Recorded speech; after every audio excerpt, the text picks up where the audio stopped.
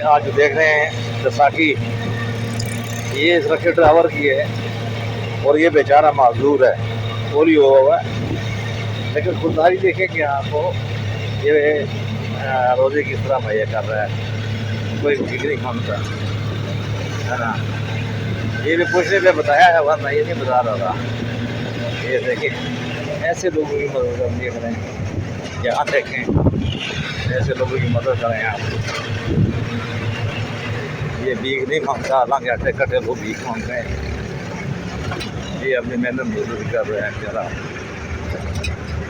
पता नहीं इसका अपना मकान भी होगा या नहीं होगा, किराए का मकान होगा, बच्चे पढ़ रहे होंगे नहीं पढ़ रहे होंगे।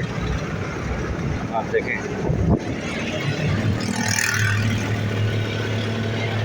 ये रिक्शा ड्राइवर है, देखेंगे कैसा